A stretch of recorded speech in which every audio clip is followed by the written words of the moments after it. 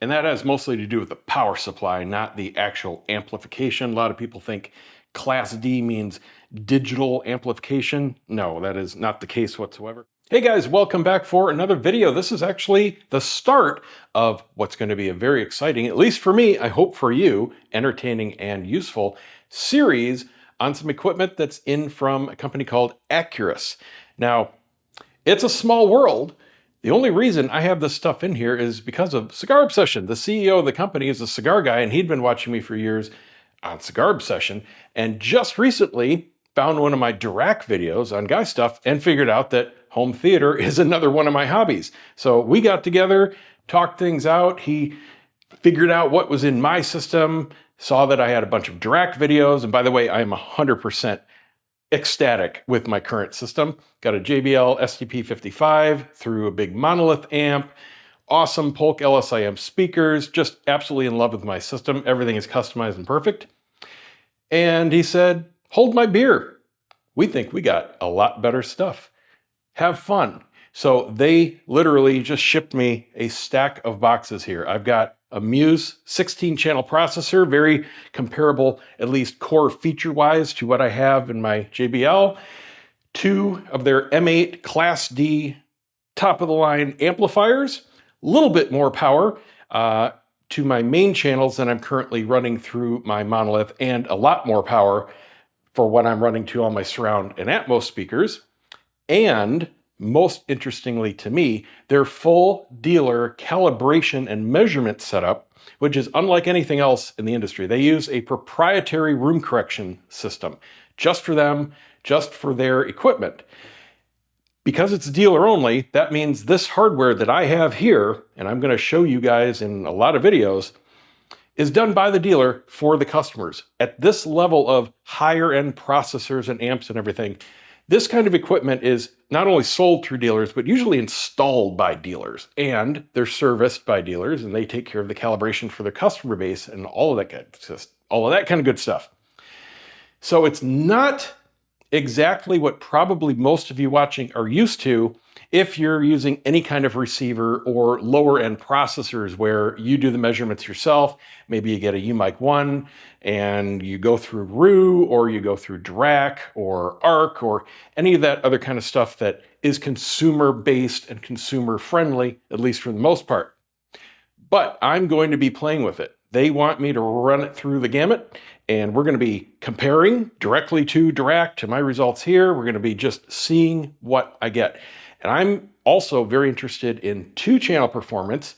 For those of you that have been watching me for a long time, you know my setup philosophy is get 2-channel perfect first before you do anything with home theater related setup, because it just builds on the core and it makes a huge difference, not only through the process, but the end result. So I'm very interested in music and listening to everything, and they assure me that they think their stuff is the best. I mean, the best. And they do have some very impressive industry ties with higher end brands that, you know, I've maybe have listened to at a couple audio shows, and that's about it. Way out of my price range, you know what I mean?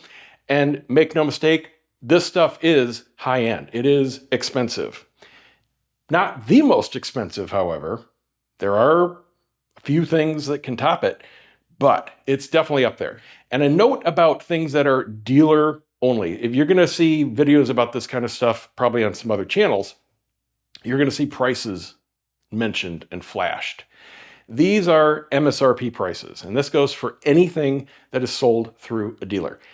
Prices, as far as MSRP, don't mean a whole lot. So don't take the prices you see as set in stone. There is negotiating room when you're dealing with a dealer. That doesn't mean you can beat up the dealer to get a lower price on stuff. That means what you pay is dependent on a lot of different variables. What's your relationship like with the dealer? Are you a first-time customer, or have you spent $100 grand with him over the last decade? What are you planning to do? Are you just buying one thing? Are you buying a whole room full of equipment? Are they going to install it for you? Are you getting other services from them? Et cetera, et cetera, et cetera. The prices are not fixed. That's the only point. So while yes, this is tens of thousands of dollars worth of equipment, what you pay varies. Just like car insurance, everybody's different. So that's all I want to say about that. All right, so let me unbox one of the things. I don't know which is which. I've got 3 big boxes. I know which the calibration kit is. That's in a huge long box. But I'm just going to unbox one thing today. We'll run through it, do a quick feature overview. I'm going to run through the other stuff in other videos. This is one thing I am not looking forward to.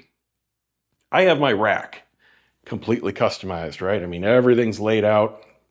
There's good news and bad news about this.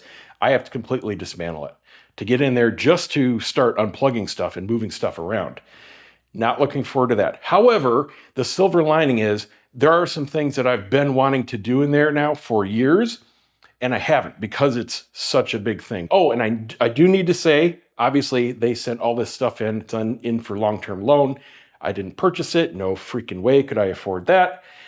But if you're worried about bias, here's the difference between me and maybe every other channel you're going to see their stuff on. I am in no way in the industry. I am just a guy with a camera that makes videos for a living. I am not a dealer. I am not a rep. I don't drop ship anything. Nothing. Just a consumer. So just bear that in mind. I'm probably going to make mistakes. I'm definitely going to be asking the company a lot of questions as I go through things because I don't want to get anything wrong. But bear it in mind, I'm a consumer, not a professional in the industry. That's it. All right, box number 1. Now I'm guessing that this is going to be one of the amplifiers because 2 of the boxes have the same weight on the shipping label. And yes, I believe it is. So right out of the box here, we've got a factory certification. Looks like they run these through a test system just to make sure it's outputting the correct power. I think Monolith did that as well. I vaguely remember seeing something like that when I unboxed I've had a couple of them, Monolith amps. The Monolith amps, by the way, are manufactured by ATI in California, and all of ACURUS' stuff is manufactured in the US in Indiana. So I love supporting US companies for sure. So it lists a 101 dB signal to noise ratio. And this one tested 209.7 watts. That's at 8 ohms with all 8 channels driven. So that's quite a lot of power driving all the channels. Usually when you see numbers like that, it's with 1 channel driven or maybe stereo. And then you look at the real numbers and they start to really drop. And obviously you're going to get more if you bridge it or go to less channels or probably down to 4 ohms and that kind of thing. So, I mean, that's a worst case scenario number at 8 ohms. No real good speakers are 8 ohms, none. Mine dip down into the 3s. 4 is very typical for high-end speakers. So this has the checkbox that it exceeds factory specifications. Also has a frequency response maximum deviation of 0.38 dB. So that's pretty freaking flat. Nice. And then we have the big manual. Now I have read through the manual. You can download and read the tech sheet. That's what I was trying to say. And full manuals on their website. So it's basic operation. However, there is quite an advanced setup because each of the amplifiers is network connected, not Wi-Fi, but Ethernet, and has a built-in web server for its configuration. So it's got some pretty cool stuff in it. And then we have the amplifier. I'm going to pull this out. There's just some nice big foam blocks. Now, just because these are Class D amps, and that has mostly to do with the power supply, not the actual amplification. A lot of people think Class D means digital amplification. No, that is not the case whatsoever. It means they're extremely efficient and can be very high powered compared to Class AB or Class A, for example. Oh, my point was these are freaking heavy. These are all of the mid-30s listed on that shipping label. However, they are featherweight compared to my 100-pound monolith that I'm actually going to need my wife to help me carry out of my rack when it comes to it. It's funny, looking at this, especially from this angle, looking at it from the back real quick, it takes me back to the mid-90s. I was working with Spark Sun stations. It just gives me that pizza pie PC look. It's Pretty cool.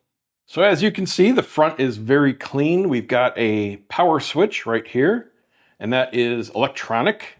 On the back, I'll show you that in a second, there's a rocker switch for the hard power, and then just a nice brushed display.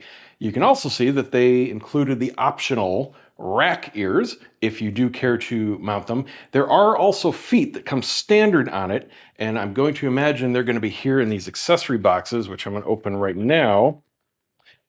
I'll probably put the feet on because I don't think I'm going to be rearranging the rack quite like that. So this box is just the power cord itself, pretty standard. And then this one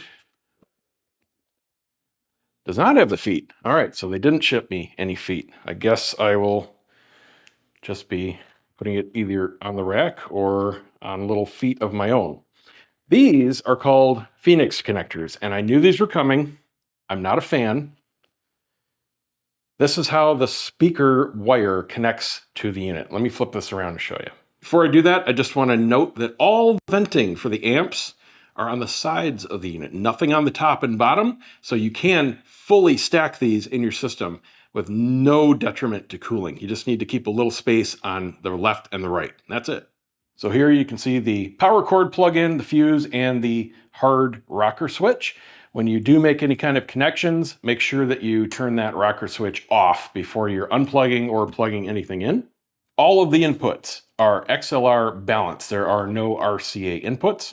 And then below those, you can see the outputs. These are the jacks where these adapters go in. There are tiny little screws that just press down on little clamp connectors, and they're meant for bare wire. That's the only connection that you can put into these. And then the whole thing plugs in once you have either 2 or 4 plugged in. You can run it in bridged mode and you're just using 2 of the outputs, or all 4, and that'll give you both channel outputs. So it's very small. It definitely limits the gauge of wire that you can physically connect. And obviously, if you've got speaker cables with banana plugs or pins, you're screwed, literally. So to alleviate that, I'm going to try something. I don't know if it's going to work because this is the first time I'm going to physically try it, but I have some 2mm to 4mm pin jack adapters. Let me see where I put them. So I got a bunch of these. These are 2mm pins and they have 4mm jacks. Banana plugs will fit into here, and they're silicone jacketed. They're 12 gauge, fully flexible. I'm hoping this will fit in, and it looks like it will. And then I'm hoping I have enough space between where I can put 4 of them in without them hitting each other. We'll see in a second. And what I've done to get a little bit better contact is I used vice grips and I flattened out the end of the profile of these pins just to give a little bit more surface contact, because this clamping down is flat. This is basically like how a banana plug clamps down onto a wire. So let me grab a screwdriver real quick and see if I can get 4 of these in each of these adapters. And that's going to save me from destroying or having to dismantle all my freaking banana plugs. I love it when a plan comes together. Just enough clearance and space. Fits like a glove. Tiny bit of spread, but everyone is rock solid, locked in there. It's interesting when you screw them to tighten them, it's not the screw pressing down, it actually raises this little bracket to kind of squish it. It's like a big trash compactor. Have to say it is grabbing really well. I don't know if it's because I flattened out the tip or it's just the way these grab. I would still love binding posts, but now I got my own, so I don't have to worry about that. Phew, that saves me a lot of freaking work with cables for no reason. So then this, you would just plug in like that. And then now I can just plug in my speaker cables as normal. Not pretty, but you never see it. Who freaking cares? All right, what else do we have? Control, actually quite expansive. There are built-in control drivers for all the home control systems out there. You've got the Ethernet port that will allow you to connect and service it via the web server built in from any mobile or computer on your network, and it also has a dedicated mobile interface. Taking a look at that after I boot it up, and we'll start to get everything configured. Most notably, what you're going to use that for is configuring each channel, because you can bridge any of the channels you wish to get a lot more power. And that's exactly what I'm going to be doing, kind of matching how I have my current setup. My left, center, right are running about 300 watts a channel, and this will give a good bit more than that in bridged mode. And then my other channels, I believe it's only like 125, 150 watts, something like that. So not bridging those, I'll have 200 plus watts to all of my other channels. So very flexible is the point. And then you also have serial control for the older control paradigms. And you've got a bunch of different ways to remote turn it on. You can plug in IR receiver, you can plug in a trigger cable, and it works with either mono or stereo, which is good because all of mine happen to be mono. And then other than that, it just sits here, looks pretty, and puts out, spec-wise, incredibly clean sound. So I'm excited to get these in the system. I'm not only going to be testing their whole system combined, but I'm going to be swapping things in and out. I want to test just changing the monolith amp with my current processor. What does the M8 do alone to the sound? And that's critical. I'm not just running through things and throwing up some charts. I'm going to be doing tons and tons of listening because I am intimately familiar with my current system. I've done a ton of videos on it, ton of testing and videos and tutorials on Dirac. So I know exactly what I'm listening to in a wide variety of mostly music, but also a ton of demo scenes for very specific things. And I'm excited to see what the difference just the amp makes. Then I'm going to do just the processor, and I'm going to go from their processor into the monolith amp, and then I'm going to put their whole stack in and just play. There's going to be a lot of stuff. I know you guys are going to have a lot of questions. Please drop your questions down in the comments, and I will do my best to answer them and reach out to the company for things I don't know, and I'll be answering everything in the following videos, and we're just gonna have some fun. So it's gonna be a long process, got a lot of cool stuff coming up. Next video, I will show you the Muse 16 channel processor, and then we're gonna get into the test equipment. That's definitely gonna be on the end of stuff because I'll give you a little hint. It's not like any of the consumer stuff or any of the stuff you've been doing yourself at home. There is nothing like this on the market. It's 4 microphones at once. I believe they're all UMic 1 microphones measuring at once 4 different places in your listening space, going to their own PC. That's their whole measurement system. So really interested in seeing that. That's it for today. Thanks for watching, and we'll see you on the next video.